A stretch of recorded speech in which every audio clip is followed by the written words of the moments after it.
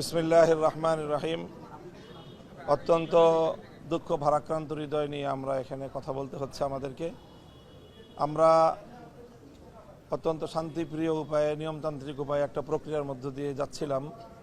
একটা বিষয় বিরোধ আছে বা মতপার্থক্য আছে, সেই মতপার্থক্যটাকে কিভাবে আলোচনার মাধ্যমে সমাধান করা যায় তার সর্বোচ্চ চেষ্টা আমাদের পক্ষ থেকেও ছিল এবং প্রশাসনের সর্বোচ্চ পর্যায় থেকে সেই প্রচেষ্টা অব্যাহত ছিল। এবং গতকালকে দিনভর রাষ্ট্রের গুরুত্বপূর্ণ বিভিন্ন দায়িত্বশীলের সাথে আমাদের দায়িত্বশীলদের এবং তাদের দায়িত্বশীলদের, উভয় পক্ষের দায়িত্বশীলদের কথা হয়েছে। গতকালকে সকল এজেন্সিগুলোর প্রধান, এসবির চিফ, এনএসআইয়ের ডিজি এবং ডিজিএফআইয়ের দায়িত্বশীল বৃন্দ, তারপরে উপদেষ্টা মহোদয় বৃন্দ, এরপরে হলো এই বৈষম্য বিরোধী ছাত্র আন্দোলন নেতৃবৃন্দ, সকলের মধ্যস্থতায় খুব শান্তিপ্রিয়ভাবেই আমরা আলোচনা করতেছিলাম। এবং গতকালকে যখন আমরা রাত প্রায় 3টা থেকে এখানে আমরা বৈষম্য বিরোধী ছাত্র আন্দোলন নেতৃবৃন্দের সাথে আমাদের এখানে বৈঠক চলছিল, সেখানে সার্জিস আলম এবং হাসনাত আবদুল্লাহ সহ তারা ছিল। তারা সাতপন্থীদের সাথে আলোচনা করে এসে কিছু প্রস্তাবনা নিয়ে আমাদের এখানে এসেছিল আলোচনা করার জন্য।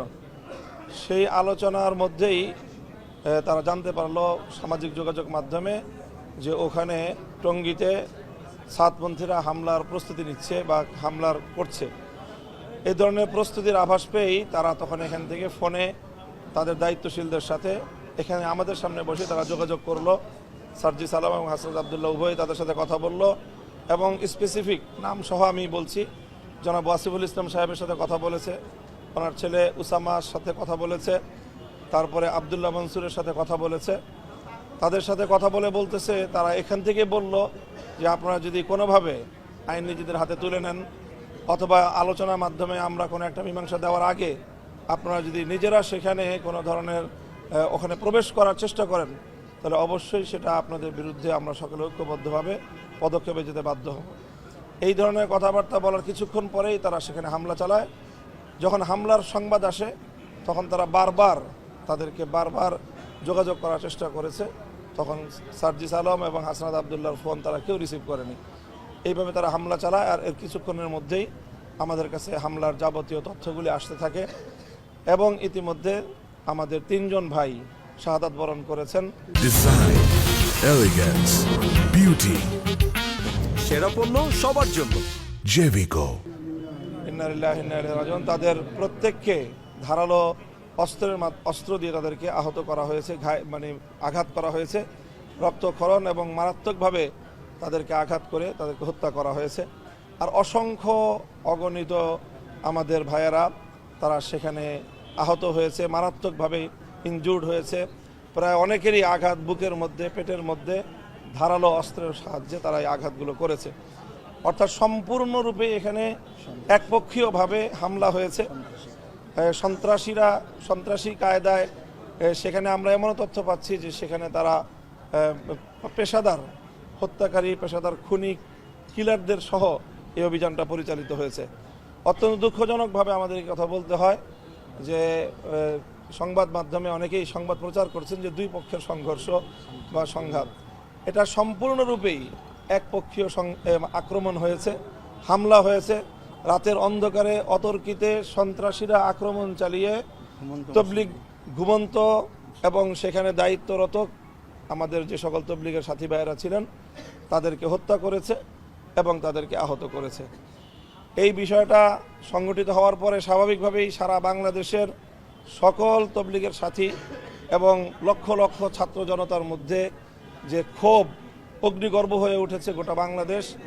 আমরা অব্যাহতভাবে সারা দেশে আমাদের ছাত্র জনতাকে এবং তবলিগের সাথীদেরকে, ধর্মপ্রাণ মুসলমানদেরকে আমরা সকলকে ধৈর্য ধারণ করার জন্য নির্দেশনা দিচ্ছি এবং আলহামদুলিল্লাহ আমরা এই পর্যন্ত আমাদের পক্ষ থেকে কেউ কোনো ধরনের উস্কানিমূলক কোনো কার্যকলাপে লিপ্ত হয়নি এবং আমরা আশা করছি যে সারা দেশকে আমরা এখনও পর্যন্ত শান্তিপূর্ণ রাখার ক্ষেত্রে আমাদের ভূমিকা আমরা পালন করতে সক্ষম হয়েছি এবং আমাদের ছাত্র জনতা সকলেই এখনও তারা ধৈর্য ধারণ করে আছে এবং আমরা এখন শুধুমাত্র অপেক্ষায় আছি যে সুনির্দিষ্টভাবে এই ধরনের হামলা এবং হত্যাযজ্ঞের প্রেক্ষিতে, সুনির্দিষ্ট হত্যাযজ্ঞের প্রেক্ষিতে যে সকল খুনিরা এই ধরনের কার্যক্রম পরিচালনা করলো এবং যাদের নেতৃত্বে প্রত্যক্ষ সেখানে ভিডিও ফুটেজের মাধ্যমে দেখা যাচ্ছে কখন ঢুকছে, কোনখান দিয়ে ঢুকতেছে, কিভাবে হামলা পরিচালনা করছে, এই সকল স্পষ্ট প্রমাণাদি আইন শৃঙ্খলা রক্ষাকারী বাহিনীর কাছে থাকার পরেও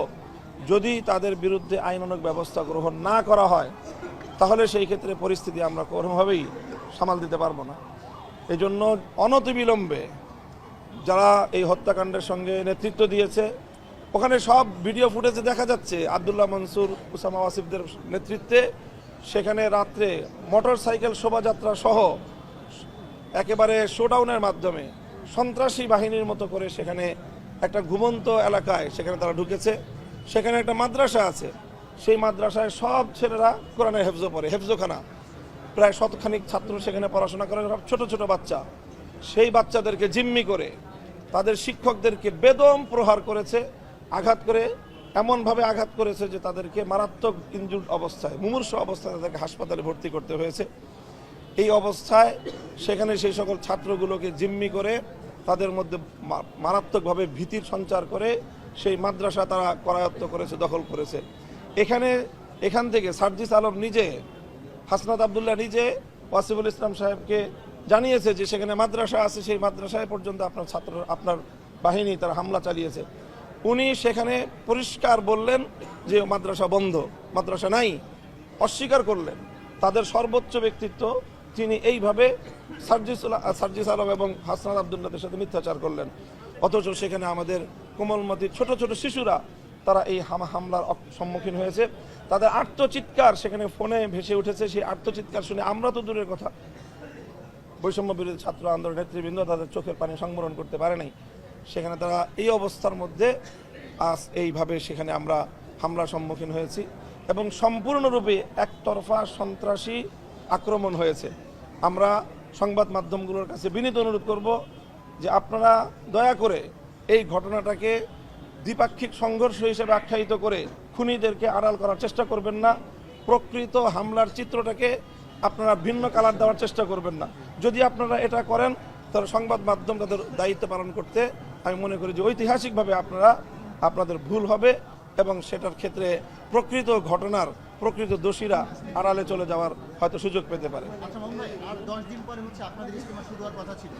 আজকে রাতে, অর্থাৎ যে রাত গেল, এই রাতে একটি আপনাদের জন্য একটা মর্মান্তিক বেদনাদায়ক একটা ঘটনা ঘটেছে। এখন আপনারা কি ইজতেমা পালন করবেন? আপনাদের এখন সিদ্ধান্ত? ইজতেমা আরো পরে, আমরা এই মুহূর্তে কোনো সিদ্ধান্ত ঘোষণা করছি না। আমাদের পক্ষ থেকে ওলামা সম্মেলন আহ্বান করা হয়েছে। আমাদের মুরব্বীদের পক্ষ থেকে কিছুক্ষণের মধ্যে ওলামা সম্মেলন শুরু হবে। সেই ওলামা সমাবেশে সিদ্ধান্ত হবে, সেই সিদ্ধান্ত আমরা জানিয়ে দিব এবং সেই সিদ্ধান্তের প্রেক্ষিতে আমরা আমাদের পরবর্তী পদক্ষেপগুলো নিব। হ্যাঁ,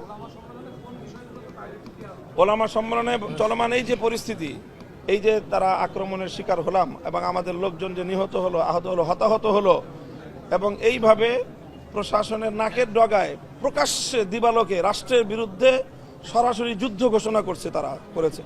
কারণ এখানে পরিষ্কার যে স্বরাষ্ট্র উপদেষ্টা মহোদয়, ধর্ম উপদেষ্টা মহোদয়, সকল উপদেষ্টাদের নেতৃত্বে এবং সর্বোচ্চ আইন শৃঙ্খলা রক্ষাকারী বাহিনীর সকল সদস্যদের ইনভলভমেন্টের মাধ্যমে অব্যাহতভাবে বৈঠক চলছে। গত সারা রাত বৈঠক হয়েছে, তাদের সাথে হয়েছে, আমাদের সাথে হয়েছে এবং আজ সকাল 11টা এবং 12টায় দুই পক্ষের সঙ্গে স্বরাষ্ট্র মন্ত্রণালয়ে হাই প্রোফাইলের বৈঠক হওয়ার কথা এবং সেই বৈঠকের জন্য আমরা প্রস্তুতি নিচ্ছিলাম।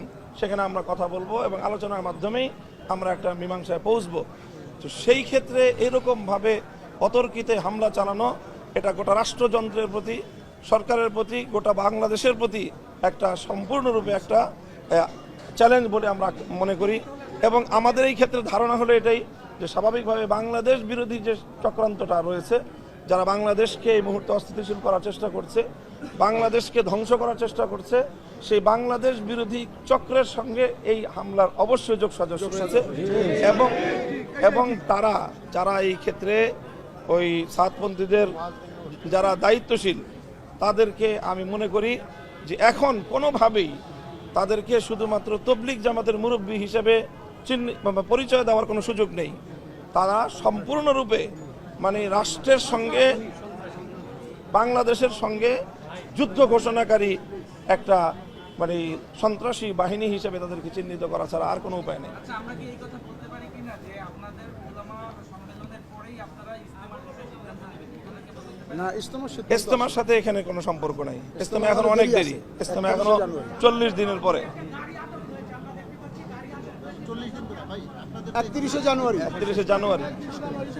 জি জি, ব্যাস আমরা এখন এই মুহূর্তে আমরা কোনো প্রশ্ন উত্তরে যাচ্ছি না। এই মুহূর্তে আমরা আমাদের জরুরি বক্তব্যগুলো আপনাদের মাধ্যমে তুলে ধরলাম। প্রশ্ন না, ছোট একটা প্রশ্ন, সেটি হলো যে আপনারাই তো ওই ইজতেমা ময়দানে আপনারাই তো ইজতেমা পালন করেন, সবাই হুজুর, সবাই আল্লাহকে মানি, সবাই ইসলামকে মানি। জি বাস এই কথাগুলি আমরা যেভাবে বললাম, এই বিস্তারিত কথা বলবো না এখন। আমরা ঘটনার সংক্ষিপ্ত বিবরণ আপনাদের সামনে উপস্থাপন করলাম।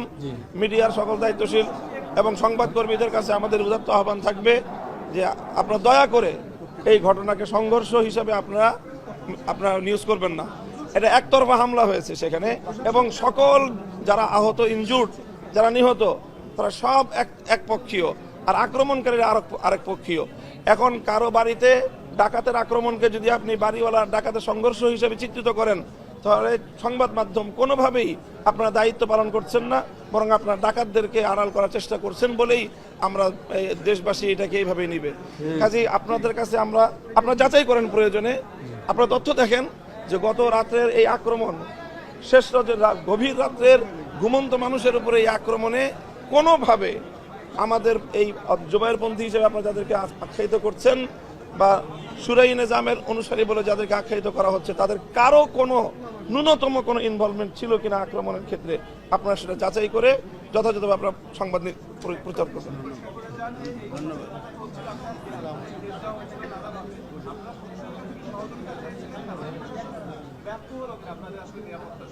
অবশ্যই প্রশাসন আমাদেরকে গত রাতে নিরাপত্তা দিতে ব্যর্থ হয়েছে। অবশ্যই যদি তারা প্রশাসন যথাযথভাবে দায়িত্ব পালন করতে সক্ষম হতো, তাহলে কোনোভাবেই এই প্রাণহানি ঘটতো না। সালাম, সকলকে ধন্যবাদ।